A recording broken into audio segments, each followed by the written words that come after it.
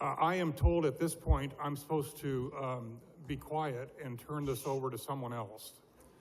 So, whoever that is. Oh no. Hello? Does this thing work? Can you hear me? I can't hear. Oh, hey. Hi, everybody. Your Bishopness. Ladies and gentlemen, please silence your cell phones and surrounding clergy, and if they start to cry, have them exit the building. We have put together a small and charitable, funny, yet satisfying video of the last 10 years of His Bishopness, His Grace. I will not name the committee members because they are in fear of their lives at this point. I wasn't on the committee.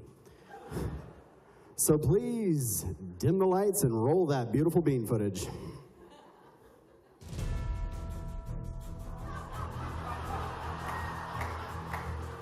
Debbie Konieczny, please come to the stage.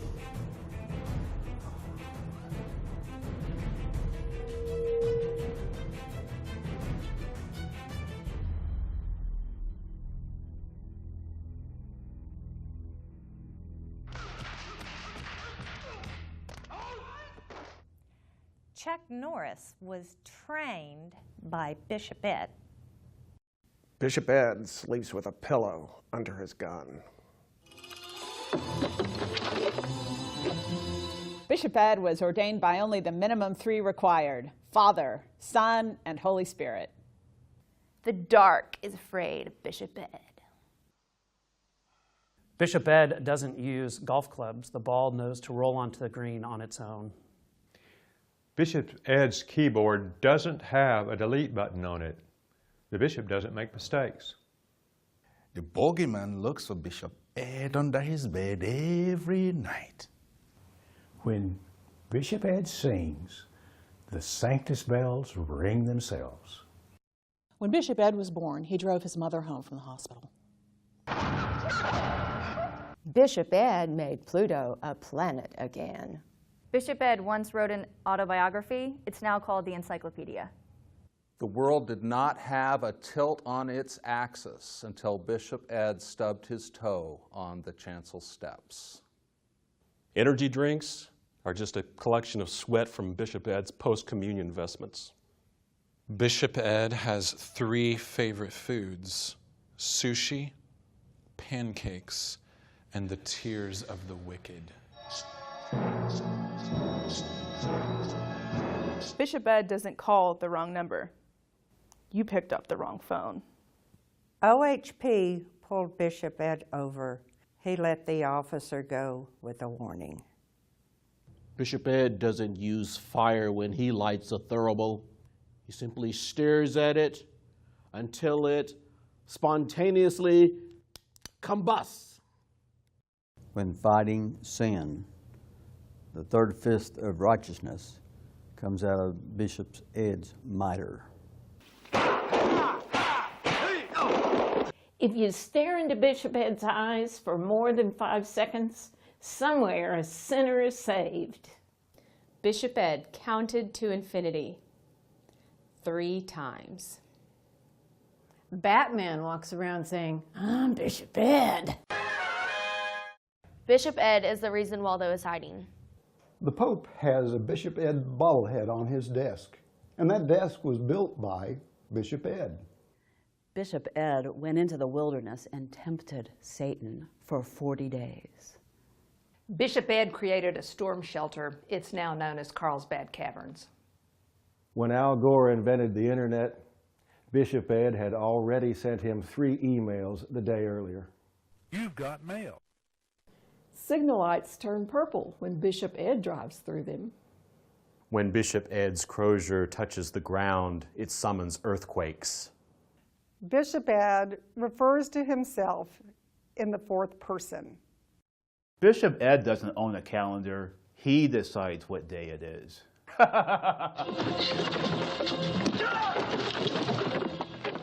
Bishop Ed was climbed by Mount Everest. Bishop Ed could strangle you with his cell phone.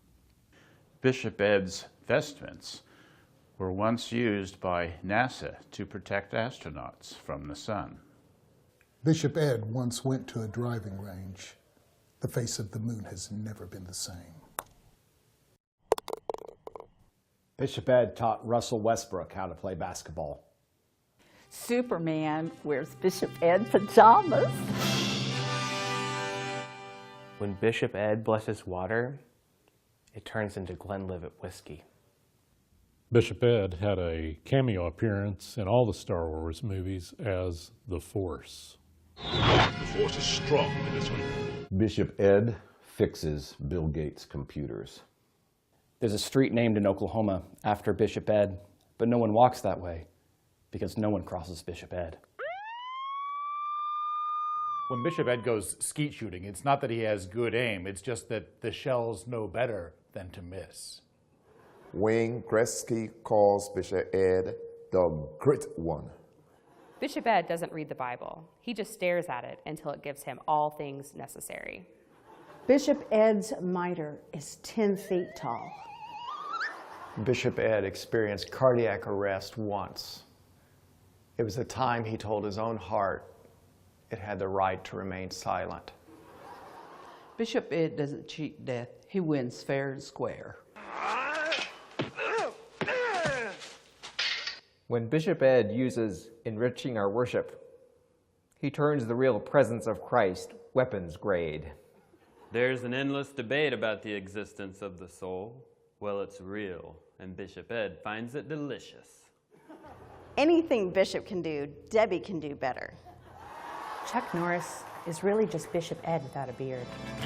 In the eyes of a ranger, the unsuspecting stranger had better know the truth of wrong from right.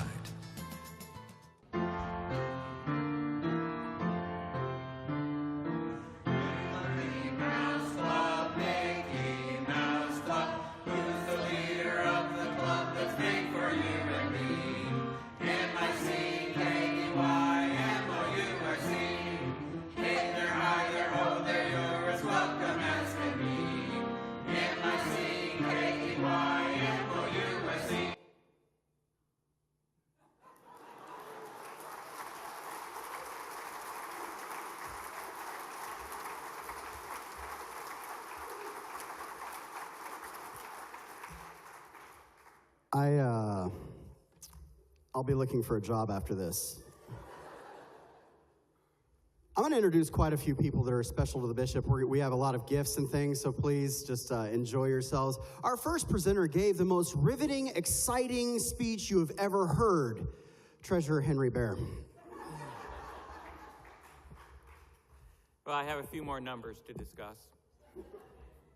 Bishop, in your honor, the diocese will be sending $15,000 to Episcopal Relief and Development to go towards your work in Ghana.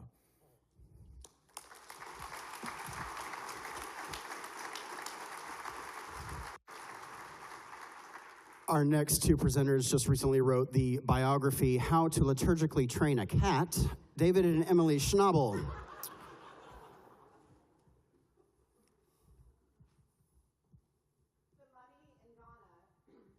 Used by Episcopal Relief and Development. In Ghana, Episcopal Relief and Development partners with the Anglican Diocesan Development and Relief Organization, ADRO, the relief and development arm of the Anglican Diocese of Tamale in northern Ghana, on activities in agriculture, microfinance, and health. Episcopal Relief and Development and ADRO work in 6 regions of Ghana, namely Northern, Upper East, Upper West, Ashanti, Eastern, and Western. However, it focuses more in the 3 northern regions where poverty rates are higher in the country. Episcopal Relief and Development and ADRO's comprehensive programs address improving food production, gender and reproductive health, integrated health, focusing on malaria, diarrhea, and pneumonia in children under 5 years, disability rehabilitation, and disaster preparedness and reduction. The Comprehensive Agricultural Program offers training for farmers to increase their harvest and improve their income while protecting the environment. Farmers are able to access improved seed varieties and fertilizers and learn agricultural techniques to grow a greater variety and amount of produce. The program also offers training to process crops into products like peanut butter and shea butter, which have long shelf lives and transportability, as well as greater value in the market. Training in livestock care and access to healthy animals provides an additional source of sustainable food and income. Savings with education groups empower people economically and offer access to training and microloans for business development. Since 2006, the Integrated Health Program has focused on preventing disease, promoting healthy habits, and improving child and maternal health. Using the integrated community case management model with social and behavioral change communication strategies to reduce child deaths from malaria, diarrhea, pneumonia, we have trained hundreds of community volunteers to prevent and diagnose illnesses and offer basic treatment or referral to health facilities. The Integrated Health Program also promotes maternal health services and provides community education and family support around HIV/AIDS.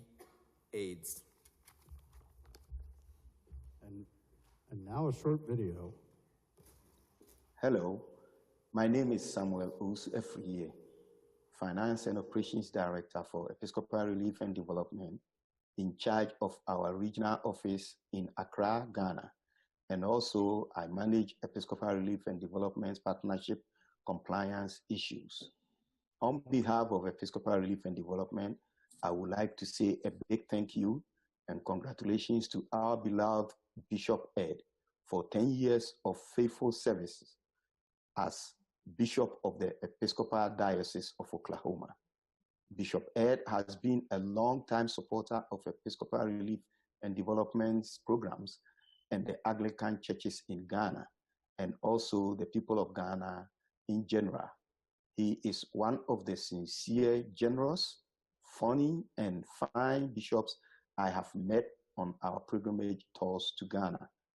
Bishop is very thoughtful, humble, and easily blends with everyone. We would also like to thank the Diocese of Oklahoma for the very generous gift to benefit Episcopal Relief and Development's work in Ghana. This gift will go a very long way to support the healing of a hurting world and restore dignity to the people of Ghana. Your continued friendship and support is very meaningful to all of us at Episcopal Relief and Development.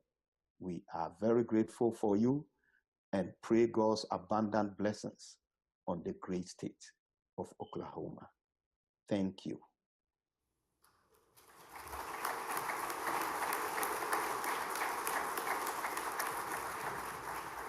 Our next presenter taught Cuco Escalera how to speak Spanish.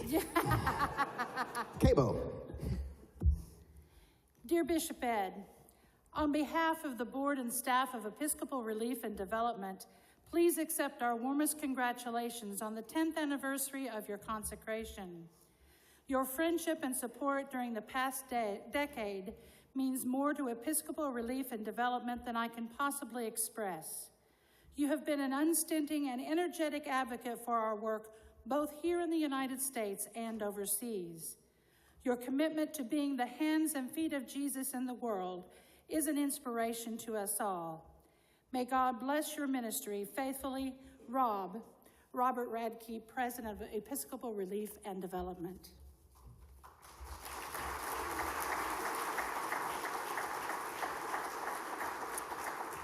Our next presenter is the only priest known to be sponsored by Paul Mitchell Hair Products. Bishop, I bring you greetings from the Diocese of Uruguay. I write as the recently retired Bishop of Uruguay on the occasion of the 10th anniversary of Bishop Ed as Diocesan Bishop of Oklahoma. I want to express not only my personal congratulations to him, but also the prayers and good wishes of the people and clergy in the Diocese of Uruguay. Bishop Ed has been a true champion of our companion diocese relationship, and we are so grateful for his presence and support over these last years. On a personal note, I want to thank Bishop Ed for his yearly visits to Uruguay, for the friendship and support, both in person as well as other media, that he has given to me during my short time in Uruguay. May God continue to bless you, Ed, as you carry on doing what you do so well. And may God bless Deb, who supports you in this ministry. Sending you a big Uruguayan hug across the miles, Bishop Michele.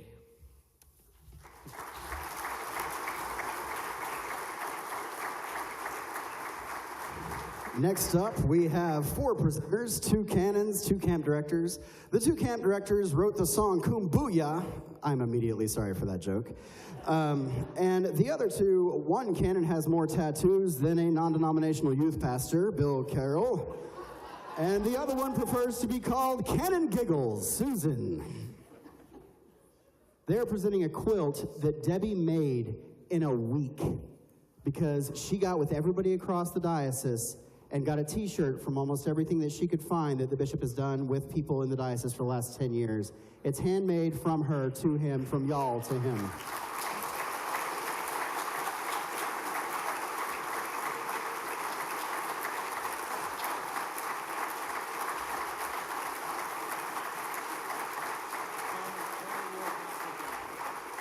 Bishop, do you want us to leave that up here if you get cold or anything? Okay. Next up to the stage, making their way, our first of these 3 has been Chancellor, I think he was the first Chancellor for Moses. I'm not sure. The second one I am too afraid of to make fun of on the microphone, so her name is Mary Susan Whaley, because she's on standing committee and I'm not trying to mess that up. And the third is Tony Moon, who claims to be, well, no, he is the smartest man in America. We would like to present Bishop Ed with a plaque that has 2 gold coins on it. On the front is the bishop's shield, and on the back, a quote from Bishop Ed, "The world doesn't have the final say." The plaque reads, "Presented by a thankful people to the Right Reverend Dr. Edward J. Konechny, in commemoration of your 10th anniversary as our bishop. Episcopal Diocese of Oklahoma, September 15th, 2017. May God's blessings always be with you."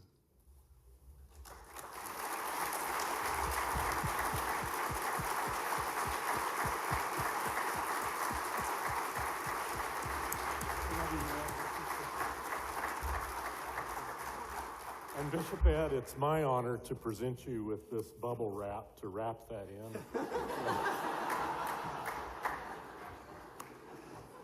Our next presenters are a pair of wily cats. The first one holds the Guinness Book of World Records for the longest sermon ever given anywhere, Father Joseph Alsay. And the second one is the founder of CPEP, the Consortium of Poor Episcopal Parishes.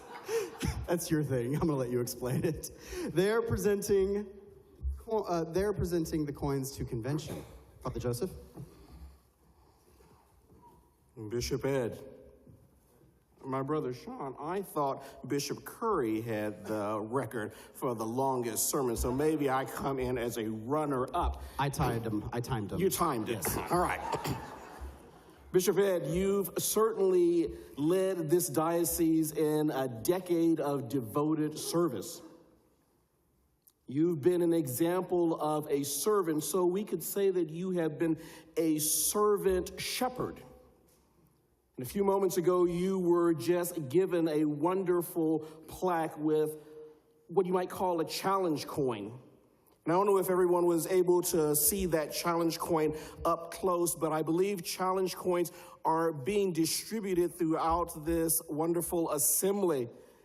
And I remember at the National EYE gathering in Edmond this past summer, you gave all of us who participated, who attended that wonderful gathering, 3 challenge coins.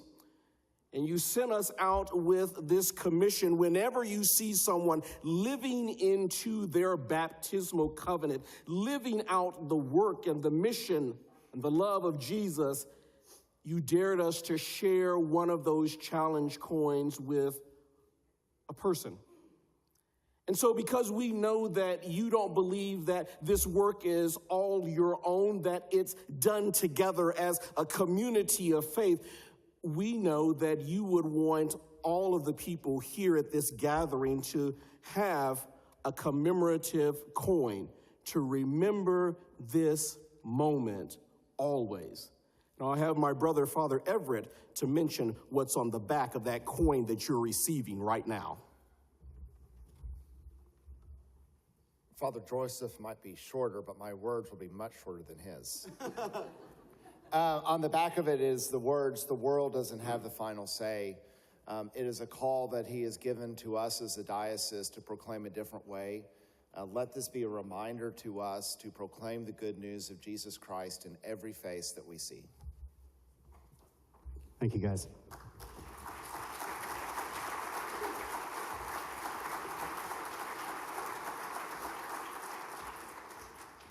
And next we have another video for your entertainment, but it's very sweet.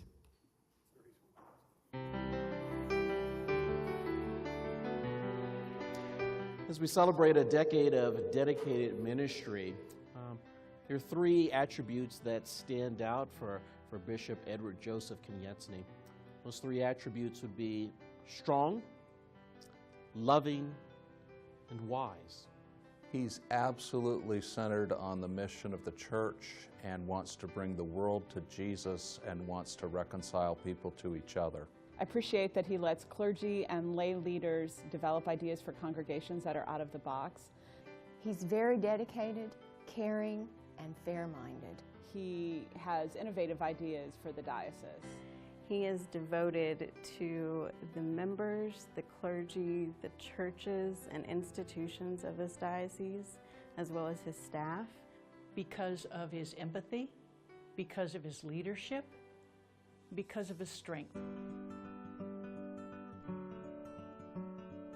Well, I'm thankful for Bishop Ed's leadership with our diocese and nationwide, especially when it comes to his vision for nonviolence and his vision for racial reconciliation. He has been excellent for the diocese in terms of getting its business issues straightened out and in terms of installing a little bit more decorum. When he shows his vulnerability to us and opens himself up, that encourages us to do that as well. And to me, that is the mark of a leader. He has been extremely involved in especially the facilities, the institutions of this diocese, and has brought a great deal of leadership in all of those endeavors. When I walk around places like St. Crispin's and I see all the improvements that have been made, or I walk around and I see all these parishes that are thriving that weren't thriving a decade ago, I feel like we've got a leader who has a direction and a vision and a goal for our diocese.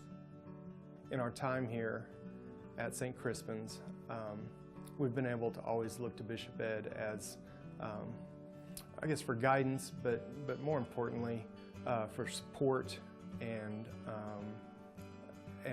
friendship.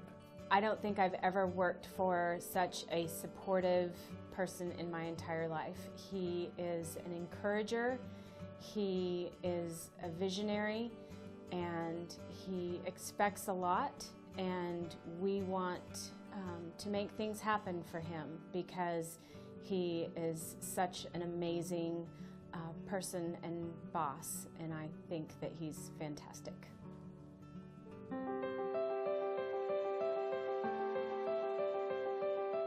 I think Bishop Ed is great for this diocese because he's a compassionate leader and he's a fun leader. He has a view for the future, and he makes us come with him, whether we think we can do this or not.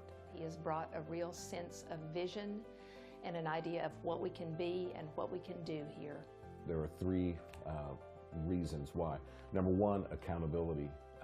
He has the diocesan council, his staff hold him accountable, but he also demands that from the rest of the state as well. He's got such a tender heart, and it's so clear that his life has been affected in powerful ways by his time here, and that allows us to have our hearts affected at the same time. Number two, availability. He is never too busy if you have a need or want to visit with him. I think that he brings a kindness that, while on the surface seems stern, but is very good and is needed. Third is his ability to think outside of the box, to do things different. He's a straight shooter, he's compassionate, he is certainly a motivator. We have so many small and rural parishes that cannot afford a full-time priest. Bishop Ed has been good for Oklahoma because of his establishment and support of the Iona initiative. And it's been very successful, and I'm so proud to have been a part of it. He's made it possible for all of our churches to be served. He has done a lot for Oklahoma by being out on the national and international scene, and he's brought some people to Oklahoma we wouldn't normally have seen because of that. I have compliments from other dioceses that we're fortunate to have Bishop Ed here.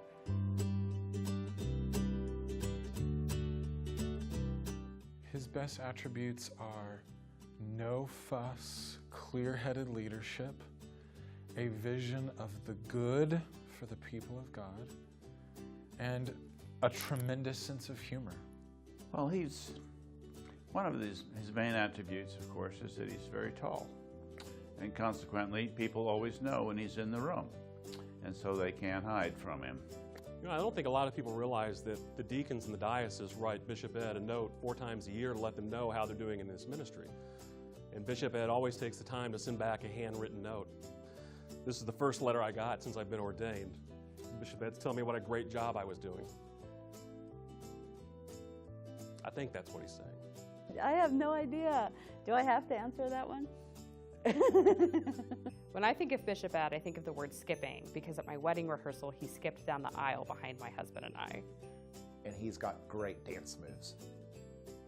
Bishop Ed at least is considerate of the newly ordained. I remember that he didn't give us time to confess anything just before ordination, and we appreciated that. Bishop Ed told me that if I don't hear from him, I'm doing okay. You know, I always thought he was a good bishop because he's got that cop voice, but the words never match with the tone. It's very pastoral, so I'm always left confused as to whether I should feel good about myself or rather punitive in my self-assessment. Bishop Ed is far and away the best bishop that I've ever known, because as a 10-year Episcopalian, he's the only one I've ever known. He's one of these people that you just can't help liking and respecting him the more you get to know him.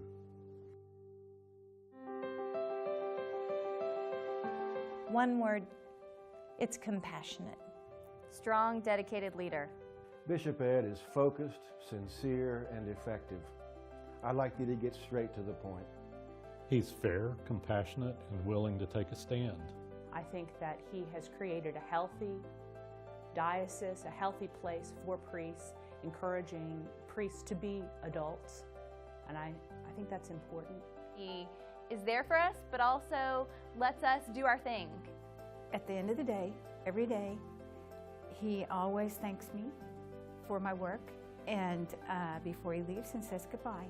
And I just feel like that's very thoughtful and kind. Bishop Ed was my neighbor before he was Bishop Ed when we were in Texas together. And I got to see and know him as a pastor and as a colleague and as a friend in that context. And it was a delight then and continues to be a joy now to get to work with him. He gave me a second chance, and he helped me find the perfect place to discover and rediscover my ministry. He has worked very hard to provide a place for me where I am able to thrive and grow and do the work that I love. And I think that's because he loves his people and his priests and works tirelessly to make sure that they are being the best that they can be. And I've always been impressed with his understanding of who we are as a diocese and his emphasis on church growth and on developing us to be the best church we can be in Oklahoma.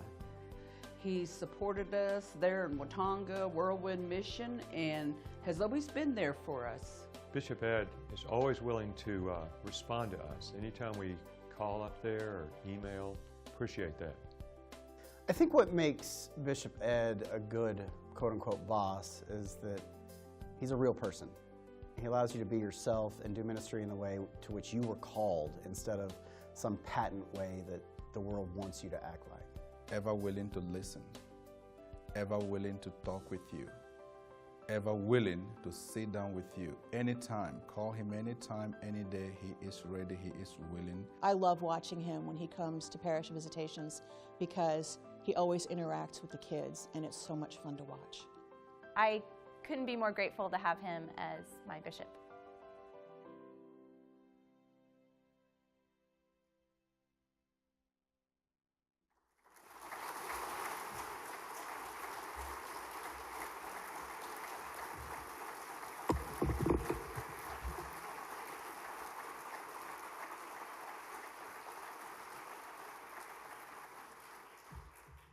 Oh, we're not done yet.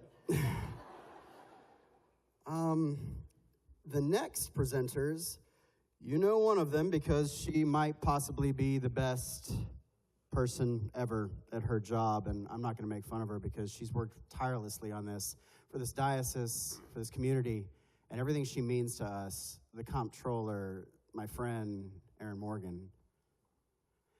And this next guest is the mother of dragons, the breaker of chains, the master of miters, the carrier of croziers, the artist formerly known as Canon to the Ordinary, His Grace, the Right Reverend Jose McLaughlin.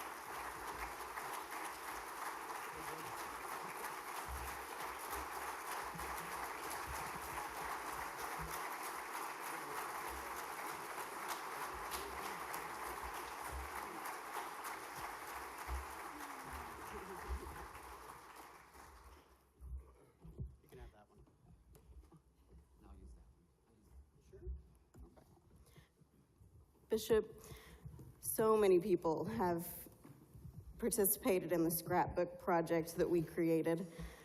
We actually can't fit everything into a scrapbook. So we're going to have volume 2, which will allow for many pages as you continue your works here in the diocese. So, thank you.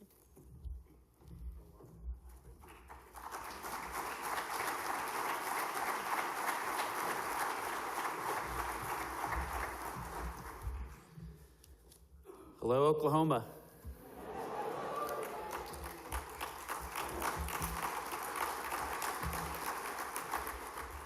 It is a delight to be back with you. It's been hard to keep this thing a secret, but a former cop snuck one on a former cop. I've been given a few minutes to say a few words. And if you've already learned that whenever you give a bishop time, you'll regret it. I want to say that I can't look at him. I have to look away so I don't get emotional. When I first had the pleasure to meet this wonderful man, we were in Washington, D.C.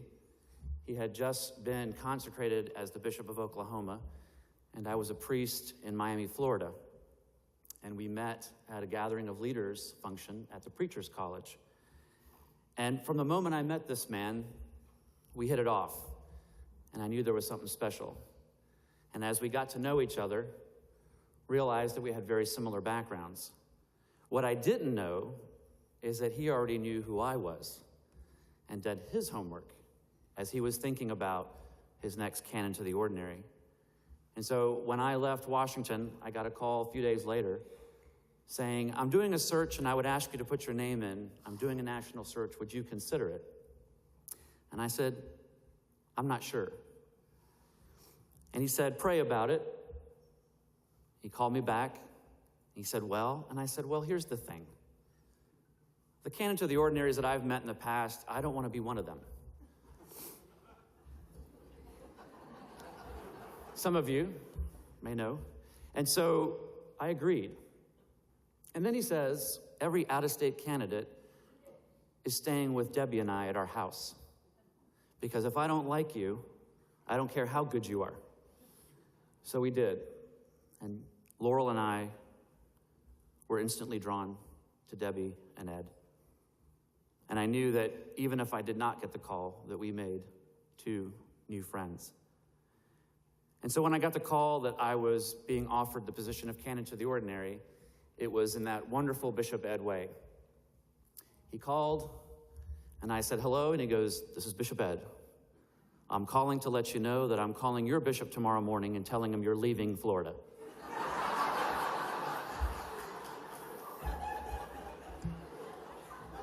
I don't remember it being a question. And since I said yes, it's been one hell of a ride. Those early days were challenging.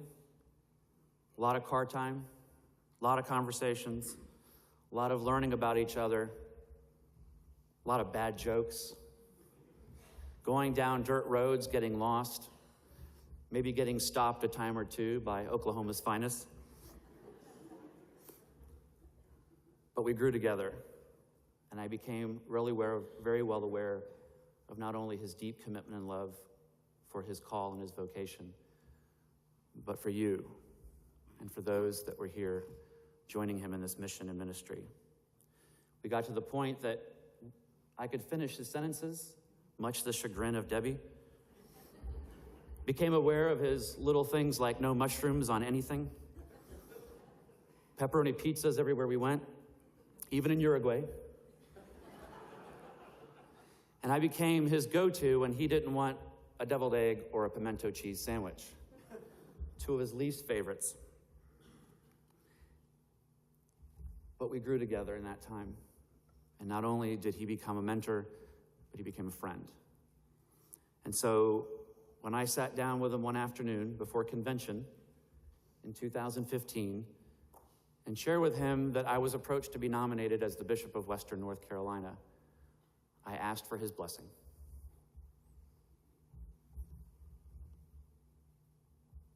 And he just looked up and said, you have my blessing.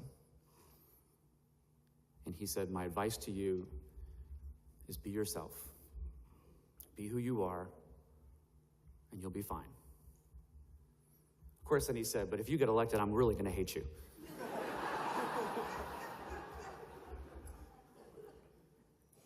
And he stood with me and guided me and gave me wonderful advice along the way. And so I am who I am today and in this wonderful vocation as a bishop because of him, because of everything he taught me, things he said, things he didn't say, the way he not only shared his vision and his stories and his hopes and his dreams, but he backed them up with action. What you see is what you get from this man. He genuinely cares about his vocation. He cares about this diocese. And some people say those bracelets that they wear, it says, what would Jesus do? Every day in Western North Carolina, I think to myself, what would Ed do? And so far, it's guided me pretty well. And so I think I'm telling you what you already know about this man. He looks tough, he's tall, he's imposing, but he's a softie. He's a softie at heart who cares and loves you all, and loves, more importantly, the Lord. And so, to my dear friend, my mentor, I love you. And thank you for everything you've done for me and for my family. Congratulations.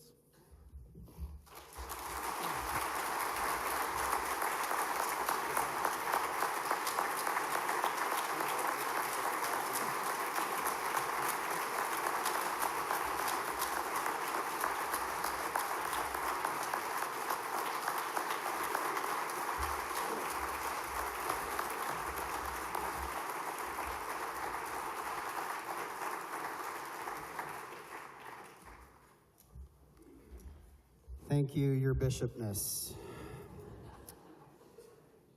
Next up, we have another tall person who will make his way to the podium sometime soon. Daniel has written a speech because it can't come from the mouths of anyone else, save Debbie, the experience of what it was like to know the bishop before he was a priest, before he was a bishop. And so here to do that is this man, Daniel Konieczny. Good morning. First off, we can't have convention without a bobblehead. So we're gonna go ahead and put that right there.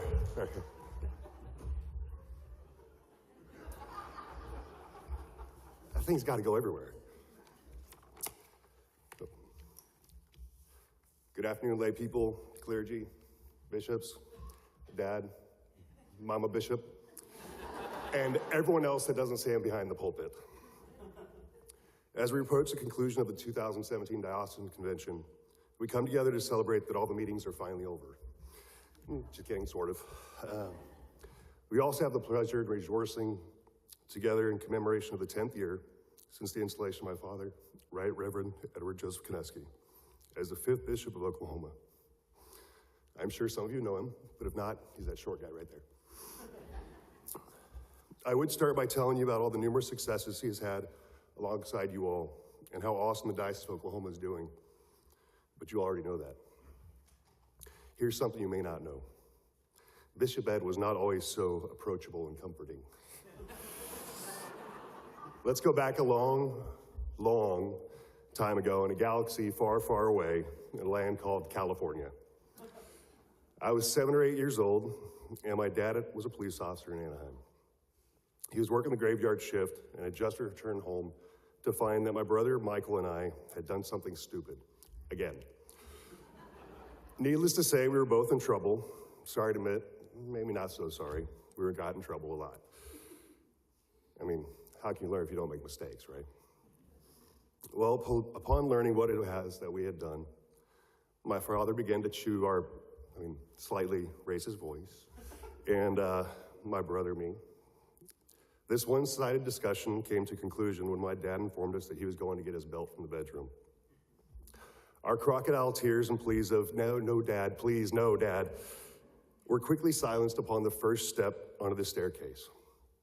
You see, we knew he was mad. We just didn't know how mad he really was. As he took that first step, the house started to shake. My thought came to, oh God, all I gotta do is outrun Mike. Then the second step came, and the thought went from run Daniel to run to I should have written a will.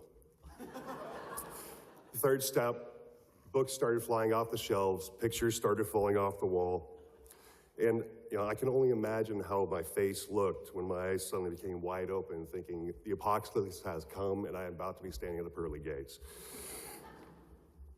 But that was nothing compared to the moment when my dad turned, jumped off the staircase, and ran directly at my brother and I like a crazed tiger. He jumped on top of us. Our screams could probably be heard by our neighbors in Oakland. And he covered us, pulling us underneath him. His anger quickly replaced with concern as he searched to make sure we were okay. Folks, I have never been so happy for a perfectly timed California earthquake. But seriously, during my childhood years, my father was strict and would put up with very little misbehavior by my brother and I. Even the kids in the neighborhood were scared to misbehave in front of him. But I'll tell you what, when I got a ride to my soccer games sitting in the back of the cop car, you couldn't intimidate the other team any more than that.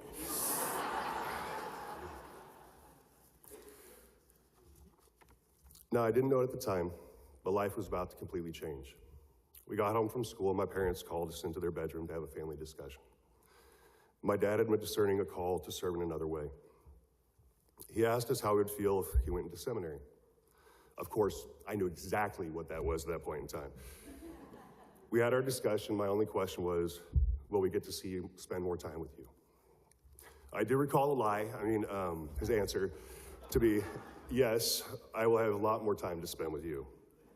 With that response, I was 100% on board with the decision. I was extremely excited. My dad would be home, we could play catch, we could go to movies, go hunting, fishing, all those things fathers and sons do. So I went to the school the next day and I told everyone that we were moving. Everybody looked at me like I was crazy. I couldn't understand why no one was as happy as I was. So I got home later that day, and there are all these containers all over the counter in the kitchen full of food. People from the neighborhood were coming by, bringing us meals, cards, offering their condolences, being sad and comforting. Well, it turns out seminary is not pronounced the same as cemetery.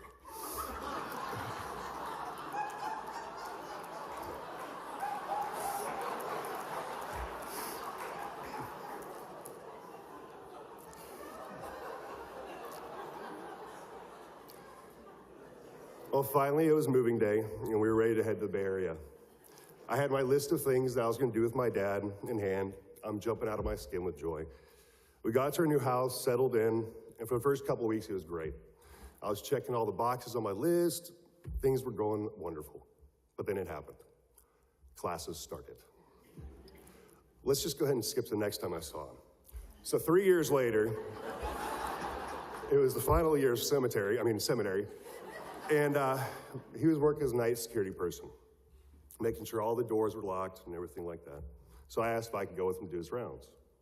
Of course, he let me go, and it was a blast. Finally got to spend some time with my dad, and I was happy.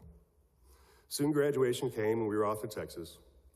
Although my dad had started his path as clergy, he still had the police officer appearance and mindset. In the view of many, he was stern and intimidating, but I'm certain none of you has ever seen him in that way. I started to notice subtle changes. Throughout those early years, my well-deserved attitude adjustments went to long chats, instead of short communication between his belt and my backside. Over the next years, Dad went from deacon to priest to rector. With each day that passed, there was a change, but still nothing really noticeable. Then all of a sudden, at least it seemed that way, I woke up for school, and there was this new guy living in my house, kissing my mother. But he looked like my dad. My dad had decided to shave his mustache that he had worn during my whole entire life. When I asked why he shaved it off, he told me it was because someone told him it made him look too intimidating. The changes soon became much more noticeable. It's almost as if when the mustache disappeared, so did the strict, stoic face of my father. Family pictures had 4 people smiling instead of 3. Laughs were no longer hidden, they were celebrated. And the biggest shock of all was when I departed for the military. I finally saw tears in my father's eyes.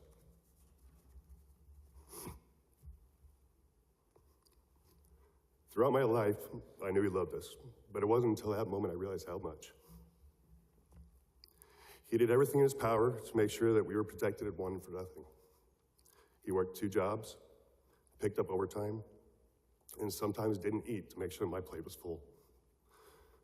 But from the ages of 13 through 18, I just thought my dad was naive and didn't have a clue about the world. I made more mistakes, had a little too much fun, learned some more about what it was to be a man, and traveled the world. Around the time I turned 24 or 25, I was amazed at how much my dad had learned in those short years. He went from an idiot, as all kids see their parents to be, to a man filled with wisdom, knowledge, and sound advice. I wish I would have listened to him many years before. I returned home from military service, and my dad had completely changed from the last time I'd actually seen him. In full dress uniform, I walked in the front door to an unknowing man making some delicious smelling spaghetti. He turned to see who had arrived. Without hesitation, he dropped what he was doing, literally ran over, and gave me a tight embrace that was meant to make up for the many years that had passed. With tear-filled eyes, he looked at me with visible pride and told me he was proud of me and loved me. While this seems to be a normal thing between a father and son, it wasn't in my house, not in my childhood. Sure, my father told us he loved us, but there's always a distance that was kept. He was not sensitive nor soft by any means. He was a rock that could not be moved. But the man I discovered when I came home was a better version of the one I had left. He became the man that put family first. He was more open with his emotions. The words, "I love you" and "I'm proud of you" flowed freely. These days, some of my favorite time with my dad is out on the golf course. We have 4 hours to just enjoy each other's company, talk about life and memories while we make new ones, with all those birdies that we make on every hole. The change I have seen in him has been like the difference between night and day. I'm amazed every day at the lives that are touched by his work alongside you all. I've heard stories and thank yous from people that now have a better life thanks to my dad becoming a part of theirs. I could not ask for a better friend, a wiser mentor, or a fairer critic. But most importantly, I want to say this. I am truly blessed to have you as my father.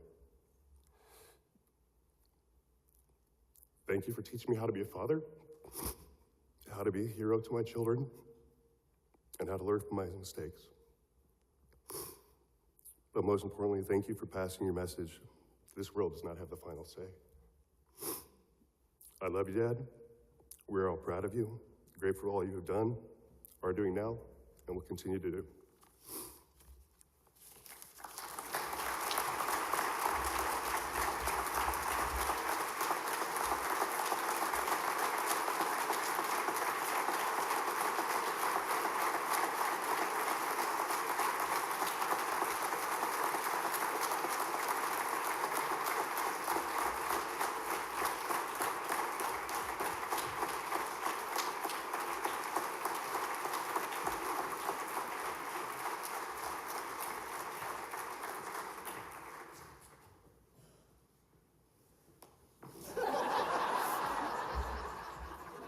I let him do it so I wouldn't get fired for it.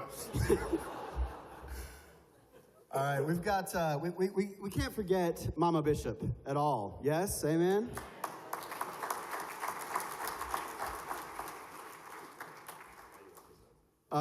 The next 4 presenters are just amazing people. Tim and Kirsten Bear, Bob and Georgia Gates. Each one has something to give to you. Debbie, that is for you.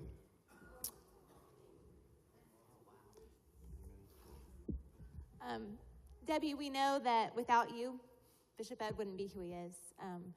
You are part of this ministry, and you support him, and you support us, and we are so grateful for your love and compassion and ministry that you pour into this diocese as well. You are a blessing to us, and so we thank you from the bottom of our hearts.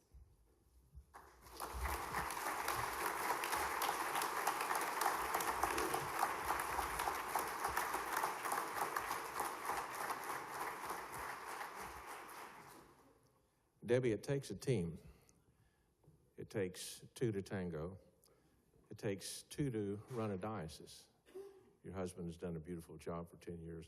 You have done an excellent job with the spouses of the clergy. And without your support, your advocacy, none of this would have happened. You're married to a wonderful guy. I love him. I love you. God bless you.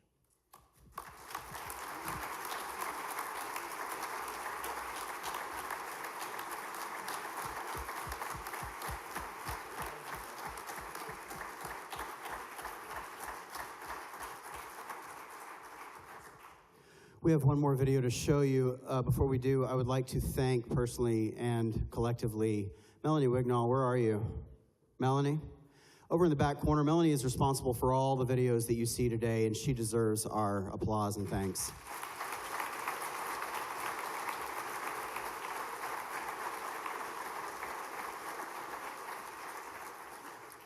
Bishop, one more video.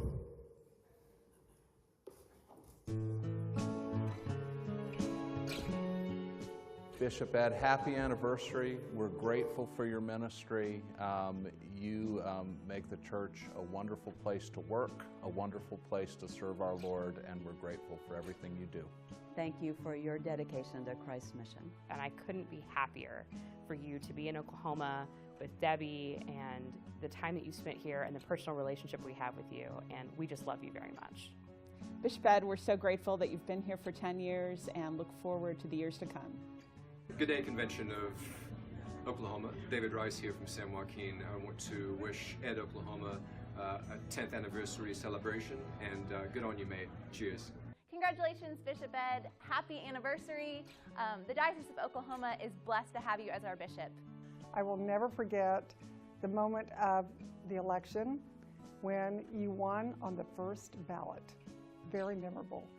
Bishop, I won't say congratulations because I know you pretty well, and I know that you don't take credit for the things you do because you give all that credit to God. So instead, I'll say thank you. We are solidly behind you. We will support you all the way. We will encourage you all the way as you have faithfully encouraged us. Thank you. Ed, my friend, greetings from the Emerald Isle.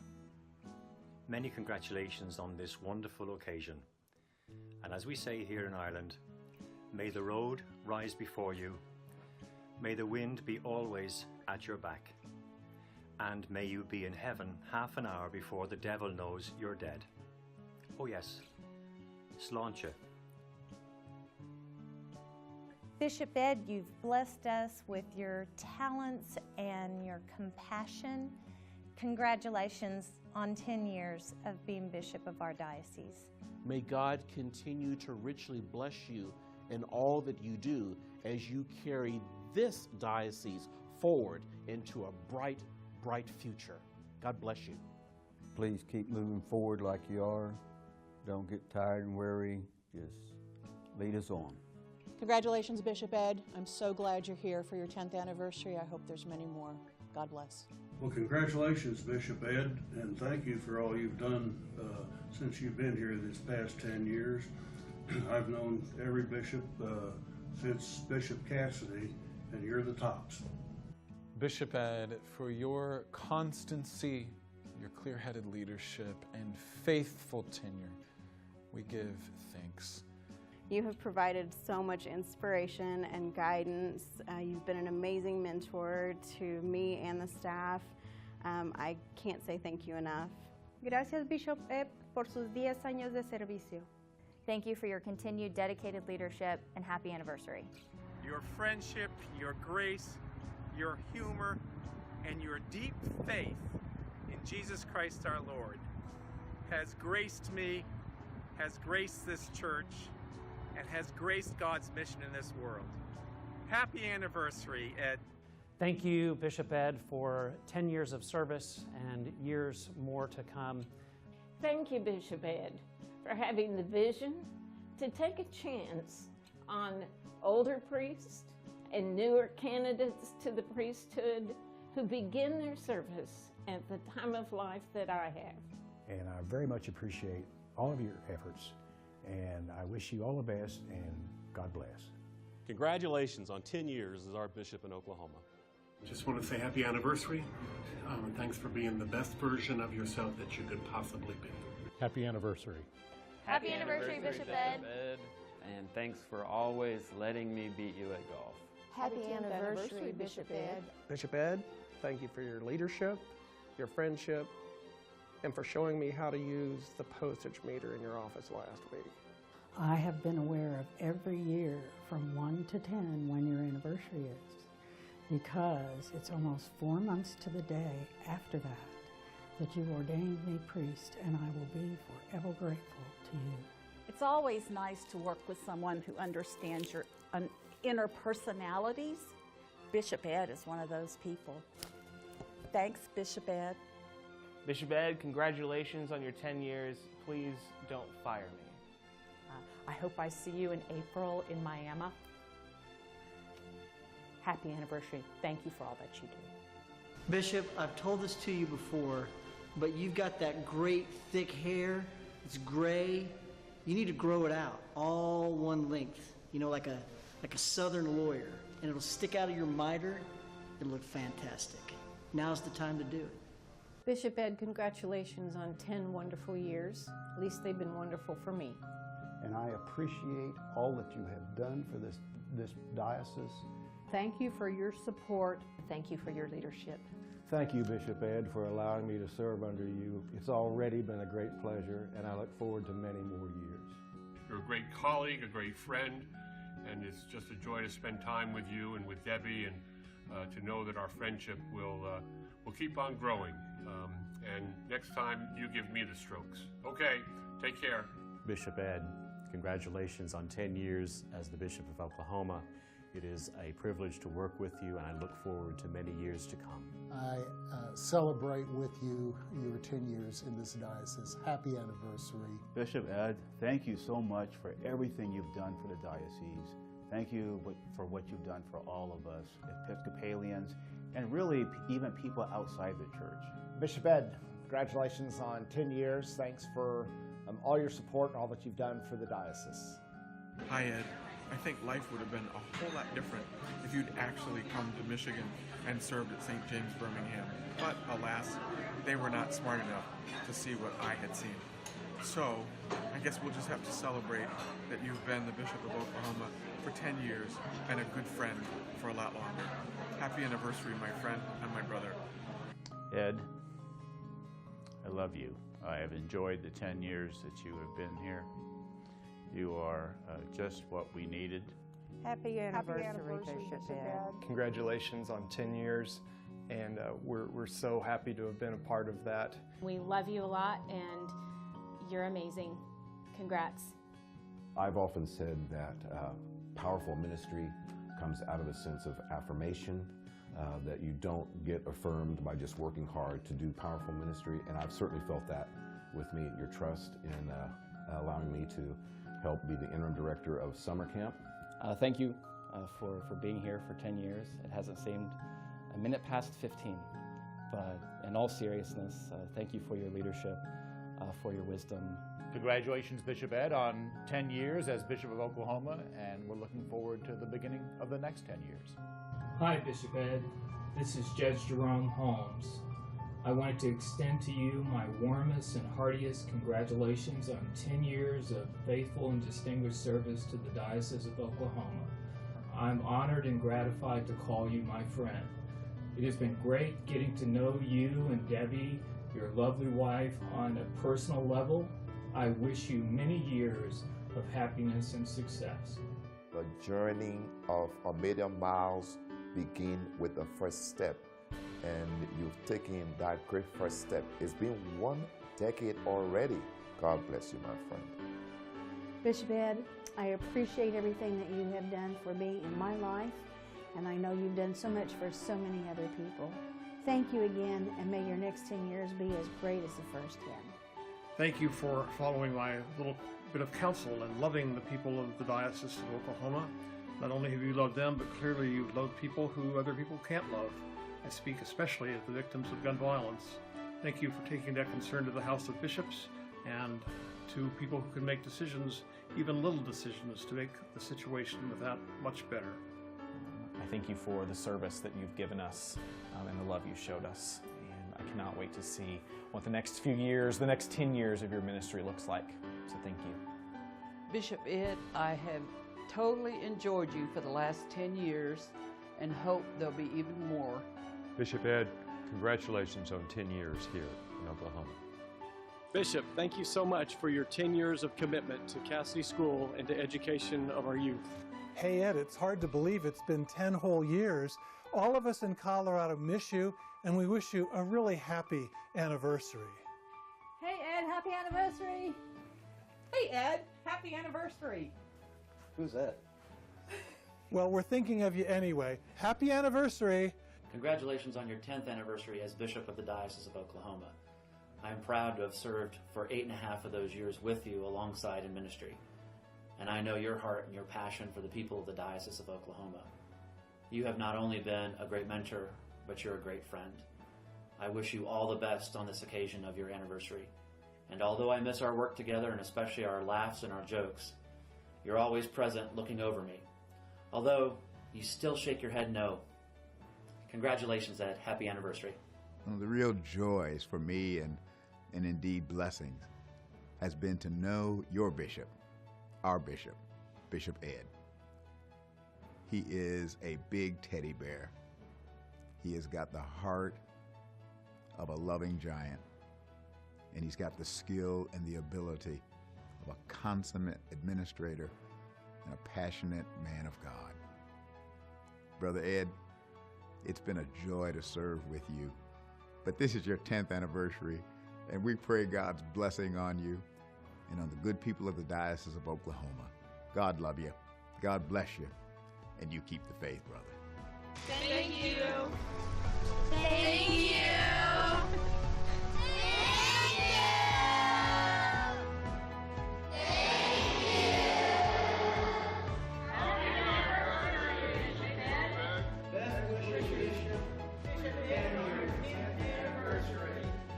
Congratulations on 10 years, Bishop Ed.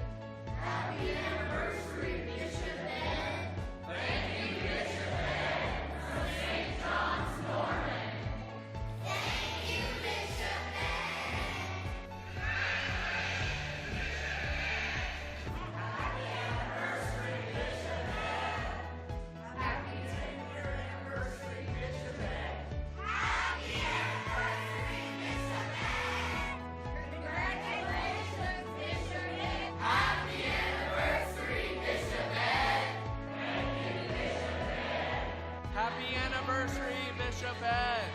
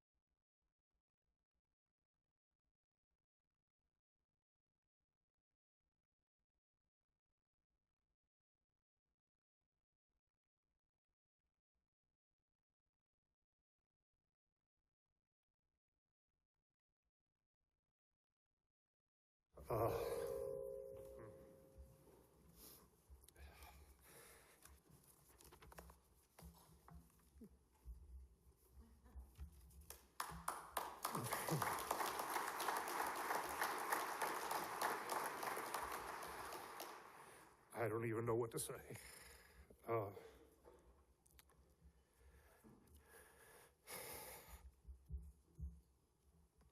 Y'all are amazing. I've said this before, I can't even imagine being in another place in my life. Sorry for the bell.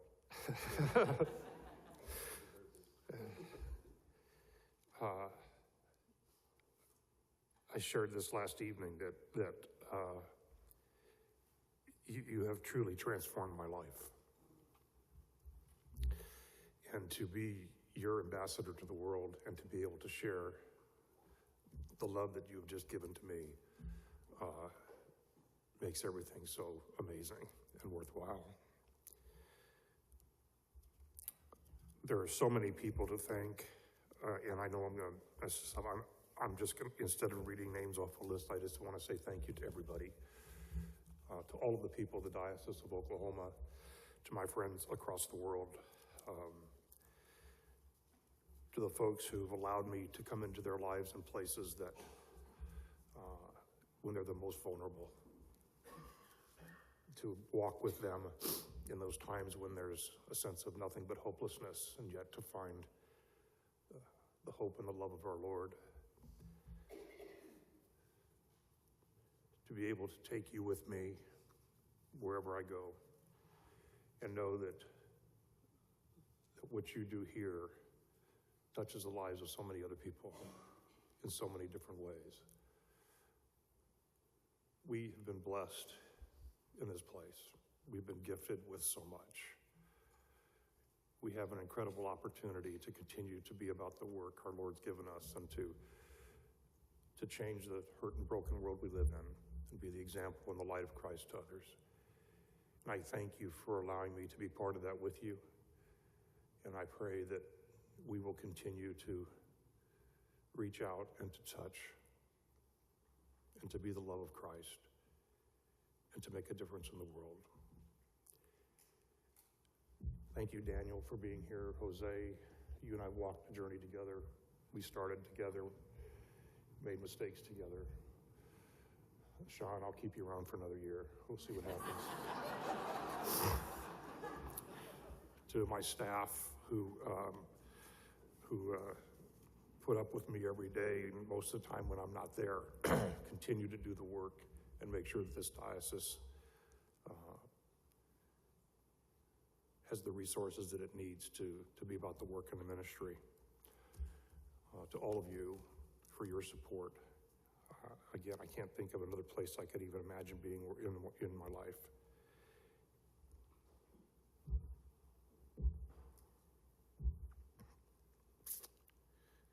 And to the one person who knows everything there is to know about me and still loves me,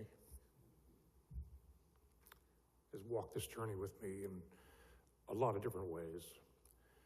In those early years of, as my son described, when I wasn't around much. The years that I was undercover and we couldn't even go out together to a restaurant.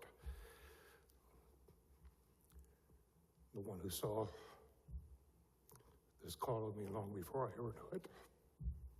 I love you. Thank you. And thank you to all of you.